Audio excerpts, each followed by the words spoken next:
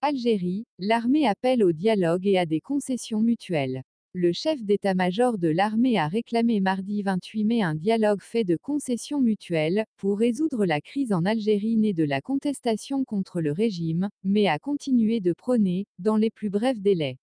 une présidentielle refusée par la contestation. La priorité aujourd'hui est d'aller vers un dialogue productif qui permette de sortir notre pays de la crise et assure ainsi la voie vers la tenue des prochaines élections dans les plus brefs délais possibles, loin des périodes de transition aux conséquences incertaines, a déclaré le général Ahmed Gaïd Salah. Devenu de facto le véritable homme fort du pays depuis la démission le 2 avril du président Abdelaziz Bouteflika, le général Gaïd Salah défendait jusqu'ici, comme seule voie de sortie de crise, la solution constitutionnelle, passe en paix,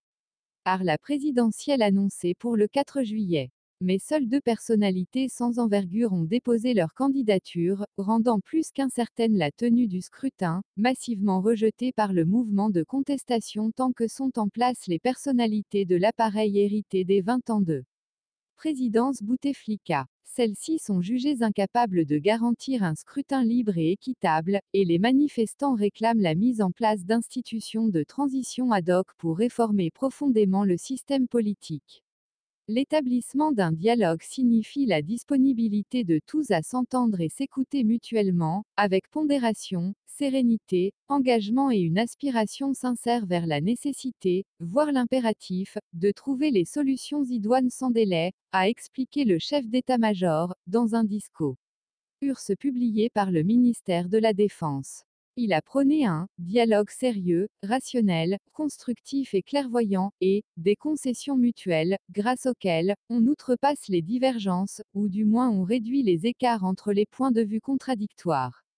Le peuple algérien ne veut pas oublier la sanglante guerre civile qui a déchiré l'Algérie, au cours des années 1990, a-t-il rappelé, appelant à tirer les leçons des expériences précédentes et des événements passés, avant de répéter n'avoir aucune ambition politique.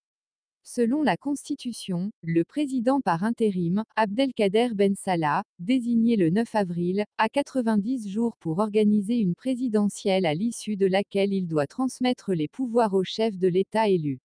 Le 20 mai, le général Gaïd Salah avait exclu que l'armée, que le rôle dans le départ de M.